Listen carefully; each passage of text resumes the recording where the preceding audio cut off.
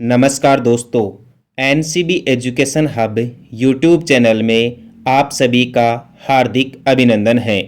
दोस्तों, आज की वीडियो क्लास में भारत की कार्यपालिका के नाम मात्र के प्रमुख राष्ट्रपति के बारे में जितने भी इम्पोर्टेंट तथ्य बनते हैं उनके बारे में अध्ययन करेंगे। इसलिए दोस्तों, आइए आज की क्लास का विश्लेषण करते हैं। आज का प्रथम क्वेश्चन देखें।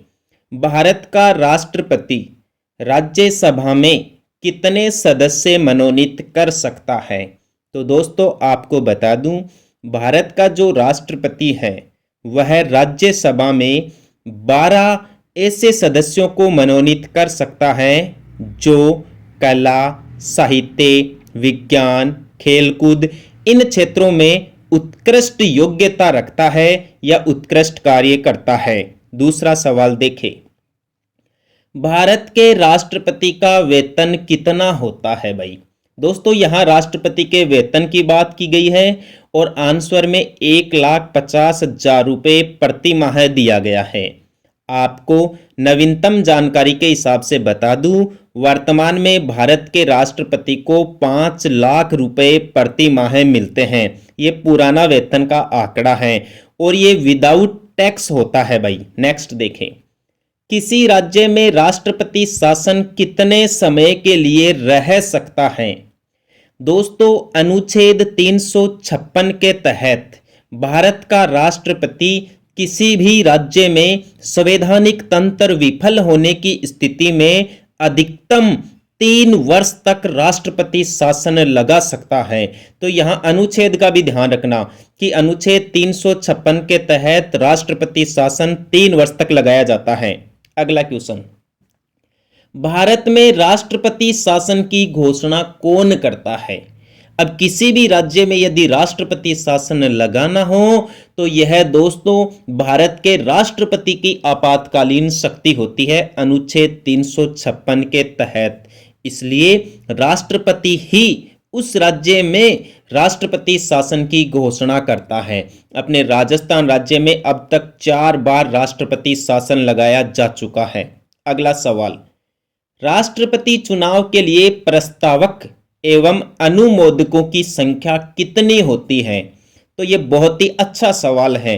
राष्ट्रपति के चुनाव के लिए 50 तो प्रस्तावक होने चाहिए और 50 अनुमोदक होने चाहिए। यदि आपसे उपराष्ट्रपति के बारे में पूछे तो ध्यान रखना, उपराष्ट्रपति के लिए 20 प्रस्तावक और 20 अनुमोदक होने चाहिए। नेक्स्ट सवाल देखें, भारत में किसके चुनाव में आनुपातिक प्रतिनिधित्व चुनाव प्रणाली अपनाई जाती है? हमारे देश में राष्ट्रपति के चुनाव आनुपातिक प्रतिनिधित्व चुनाव प्रणाली के आधार पर करवाए जाते हैं। दोस्तों, आनुपातिक प्रतिनिधित्व चुनाव प्रणाली भारतीय संविधान में अमेरिका के संविधान से ग्रहण की गई है। बहुत अच्छा सवाल है। तो राष्ट्रपति के चुनाव में हम इस प्रणाली का इस्तेमाल करते हैं। नेक्स्ट देखें, किसने 1922 वर्ष में यह मांग की कि भारत के संविधान की संरचना हेतु गोलमेज सम्मेलन बुलाना चाहिए? तो भारत की तरफ से यह मांग मोतीलाल नेहरू के द्वारा की गई थी, जिनके अनुसार आगे चलकर 3 गोलमेज सम्मेलनों का आयोजन लंदन में किया गया था। भाई 1929, 30 और 31। अगला सवाल देखिए भाई, भारत के राष्ट्रपति की मर्जी तक किसी राज्य में अपने पद पर कौन रह सकता है? तो राज्यपाल। दोस्तों, भारत में राज्यपाल की नियुक्ति राष्ट्रपति के द्वारा की जाती है और राष्ट्रपति राज्यपाल के अनुसार ही कार्य करता है या राष्ट्रपति की इच्छा के अनुसार ही कार्य करता है। जब चाहे राष्ट्रपति उस राज्यपाल को हटा सकता है या उसका दूसरे राज्य में हस्तांतरण कर सकता है। अगला सवाल, राष्ट्रपति किस सूची के विषय पर अध्यादेश जारी कर सकता है? अध्यादेश का मतलब होता है अस्थायी कानून और अनुच्छेद 123 के अनुसार भारत का राष्ट्रपति अध्यादेश जारी कर सकता है और वह संघ व समवर्ती सूची दोनों के विषयों या दोनों के कार्यों पर अध्यादेश जारी कर सकता है। क्योंकि संघ सूची केंद्र सरकार का होता है और समवर्ती सूची में विवाद की स्थिति में अंतिम निर्णय केंद्र सरकार का माना जाता है। अगला सवाल, पहली बार राष्ट्रपति शासन कब लागू किया गया था?